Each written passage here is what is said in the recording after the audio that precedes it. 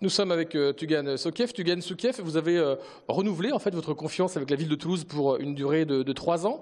Ça fait 10 ans que vous êtes là maintenant. Est-ce que vous pensez rester peut-être toute une grande partie de votre vie encore à Toulouse?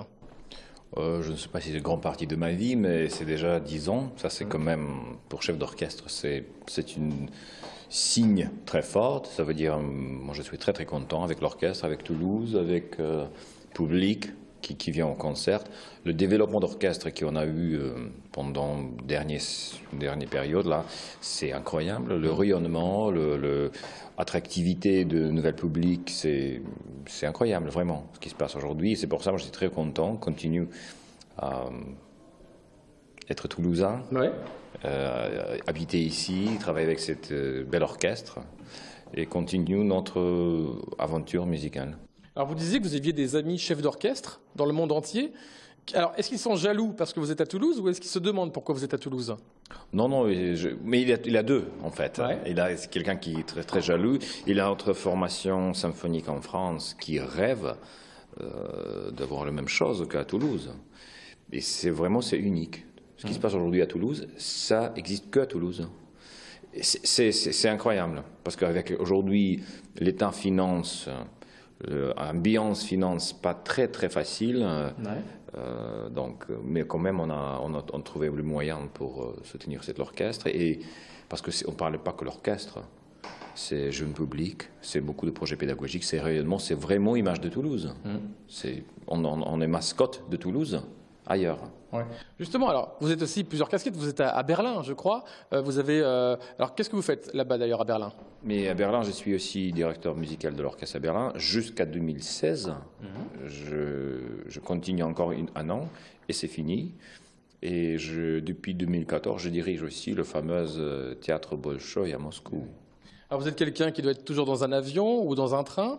Est-ce que vous avez le temps de vous concentrer, ne serait-ce que pour vous dire voilà, qu'est-ce que je vais faire dans l'avenir? Mais c'est ça, c'est dans l'avion, dans le train où je réfléchis, je regarde beaucoup de partitions, je fais tout mon mail, je corresponds avec tout le monde. Oui, c'est ça. Malheureusement, c'est comme ça aujourd'hui. On voyage beaucoup, on est obligé, mais quand même, je reste beaucoup de temps à Toulouse.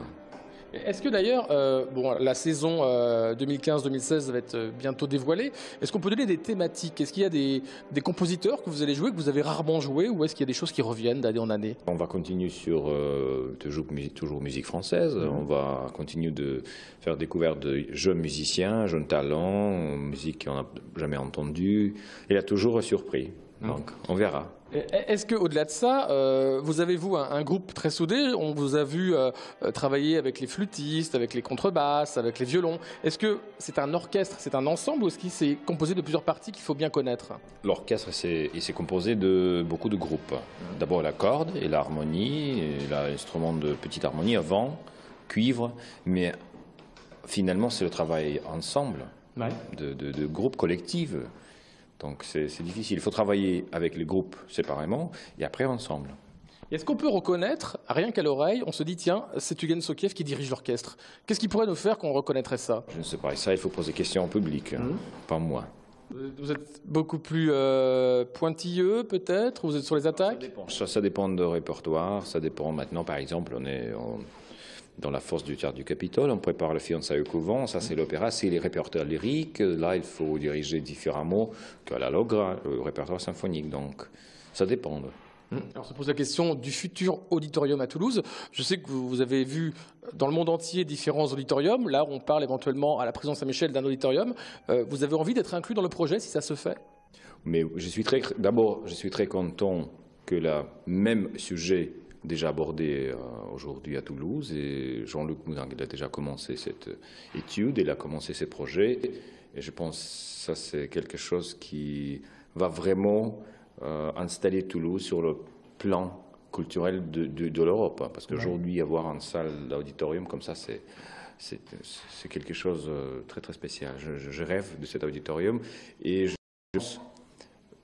grâce à le bon auditorium qui existe aujourd'hui et grâce à un mauvais auditorium qui existe aussi, nous on peut prendre le meilleur exemple et on peut pas aussi et on n'utilise pas le mauvais exemple. Donc on a situé comme on dit, dans la bonne période, si vous voulez. On peut regarder tout ce qui se passe, la Philharmonie à Paris, le belle salle, à mon avis, aujourd'hui, le plus belle qui existe en Europe. Donc j'espère qu'un jour, à Toulouse, on va avoir même plus belle qu'à Paris. Alors, une des dernières questions, est-ce qu'il y a des œuvres qui vous résistent? Est-ce qu'il y a des œuvres que vous aimez et que vous dites à chaque fois c'est très difficile de la faire jouer à un orchestre? Celle-ci, c'est une œuvre que j'aime beaucoup, mais elle me demande énormément de travail. Peut-être Symphonie de Mahler, 8e Symphonie de Mahler, c'est quelque chose qui est très grand, parce que d'abord c'est pour 1000 musiciens, 1000 c'est avec les chanteurs et le chœur, l'orchestre, donc c'est peut-être le plus exigeant que j'ai jamais écrit. Ça, c'est un rêve à chaque fois qu'on est devant ça, on se dit j'ai peur. Justement, pour présenter cette symphonie à Toulouse, on a besoin d'un grand auditorium. Et oui. J'espère un jour